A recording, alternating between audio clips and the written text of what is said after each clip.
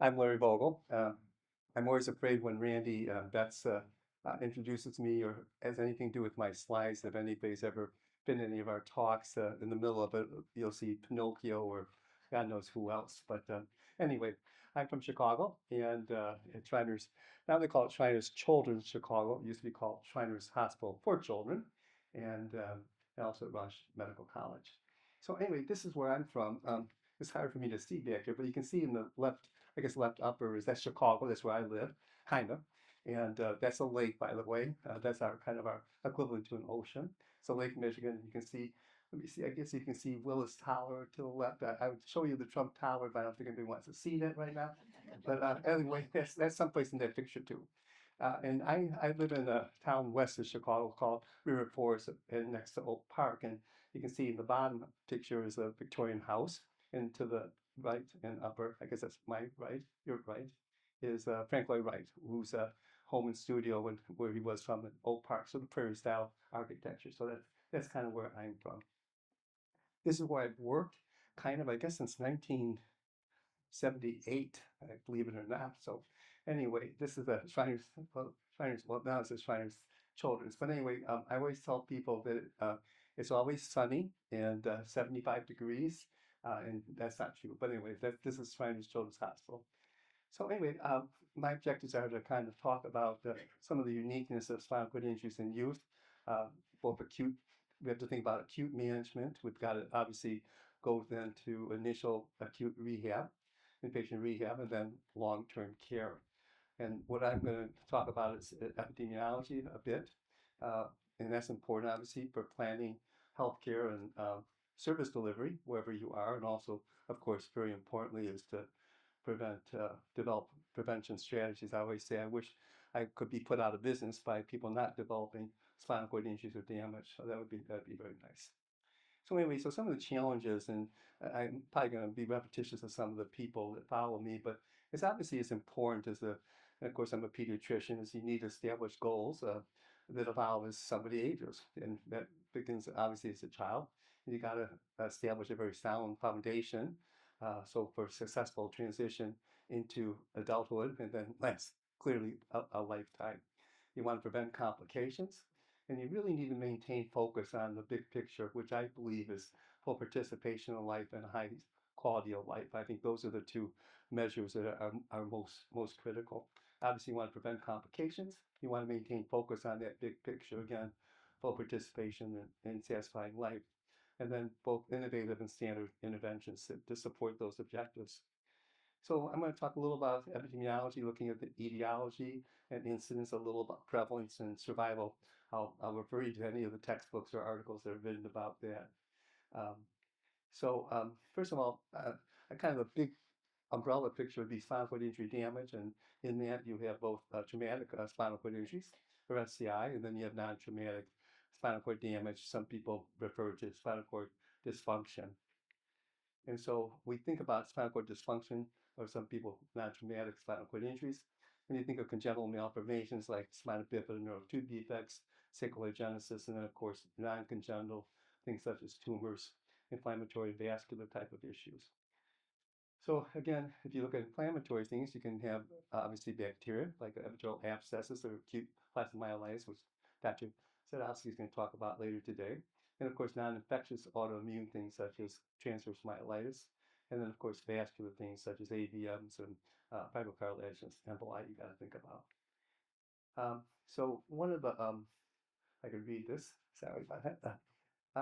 So one of the things that we did through ISCOS years ago, and was published in Spinal Cord 2019, was the worldwide SCI mapping project that was by the prevention committee of ISCOS. So was to disseminate pediatric SCI spinal cord damage data throughout the global map for spinal cord injury epidemiology, create partnerships, and establish an electronic database eventually. So it was a literature review at that point of 25 articles from 14 countries. 14 of them were just SCI, 27 were spinal cord dysfunction, and then 4 had both spinal cord injury and dysfunction. So just roughly looking at some of the incidents of spinal cord injury, you can see that the lowest incidence was here in Western Europe, 3.3 versus the highest being in North America, and we'll talk about why that probably is. And then spinal cord dysfunction, it's kind of difficult to really put a hand on that, but so again, for whatever reason, North America has the lowest incidence, whereas Australasia and Western Europe have a higher incidence of this. Again, this would be about 6 cases per million population. And if you look at some of the Western European countries, you can see the incidence, and again, the lowest incidence is in Ireland, and then uh, uh, kind of in between in Norway, and then you can see in Sweden, UK, and Austria that they're very similar incidence of about 4 per thousand. Uh, and the spinal cord dysfunction is listed here. So prevalence is difficult to identify, but this is about the best you can do. And you can see, interestingly, Australasia has a prevalence of 51.5 per million compared to Canada and Ireland, that's more in the low teens, basically. So some of the etiologies of traumatic spinal cord injuries that we think about, in general, most common thing overall is land transport, motor vehicle crashes typically. Falls would be second, and then sports. Now, violence, of course, can be not so proud of being an American citizen because, or U.S. citizen. As you can see, uh, violence causes 18 to 23% of spinal cord injuries in our country versus all these other countries, including I'm sorry, I was going to say 2 countries. That's Australia, not Austria. But anyway, you can see that obviously the incidence of violence is much less in other countries than USA.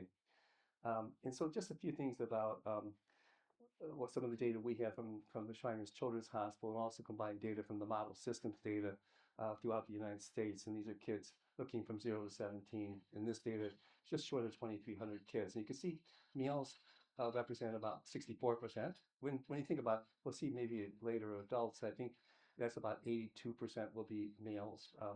And then about just short of 50% is tetraplegia. And again, in kids, land transport are the most common, followed by sports and violence, and then lastly falls. So this is some data from Spain, and looking at this retrospective cohort study of inpatients and outpatients from one area in Spain from 0 to 19, and the incidence they saw was 7.5 per million per year. And this is kind of their breakdown for the spinal cord injury dysfunction in Spain, 2 defects being the most common, followed by neoplasms.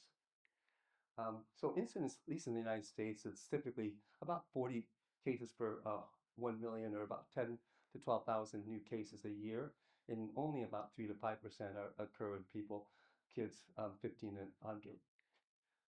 Just roughly, I broke up things up into like kids from 0 to 5, so preschool, then early school age of 6 to 12, kind of middle school, early adolescence 13 to 15, later adolescence of 16 to 21, and then adult data. So that last row is really the model systems data, or adults. And you can see that males represent 81% of that group.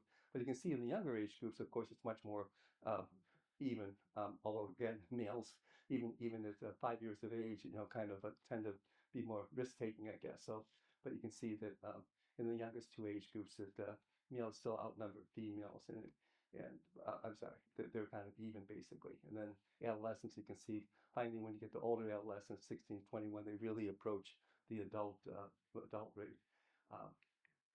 So this a confusing slide, but again, looking at the different ages groups, and I think the key thing is you can see throughout all age groups, motor vehicle injuries are the most common.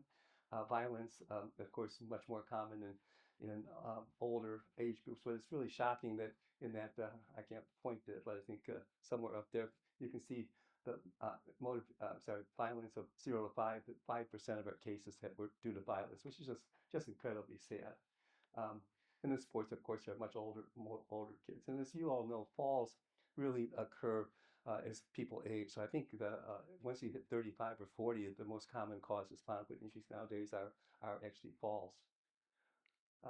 So some of the unique etiologies, lap belt injuries, birth injuries, of course, can only occur in kids. Fibrocartilaginous emboli, transverse myelitis, and then high cervical lesions in certain conditions like Downs and skeletal dysplasias. This, by the way, we're almost finished here. So This is one more confusing slide, but looking at pure versus tetra and also complete. And you can see the adult data at the bottom is about 40% have paraplegia and 60% have tetraplegia. And you can see about 40% complete. But if you go to the top row, you can see the youngest kids, paraplegia is a bit more common than tetraplegia, and complete lesions are much more common. So the younger you get, the more likely you have paraplegia, more likely you have complete lesions. So the one thing I want, a couple last things, we can't forget caregivers, because they're the ones that take care of whether or not you're a baby or an adult with a spinal cord damage, and it's obviously very important to include that as part of the team. And obviously they're critical to the well-being of youth, and we have to look at the issues of total caring for people with any disabilities, but particularly with spinal cord injuries here. So anyway, the ultimate goal, as I say, is to have optimal participation and satisfaction with life as you progress to childhood and adolescence and really to adulthood. And again, obviously the bottom line is as adults, they will lead productive and satisfying lives. So, anyway, this is some of our patients that move along. Probably Dr. Sabati has a lot of these slides, so we'll see them again. But, anyway, that's what it is. And I thank you for your attention.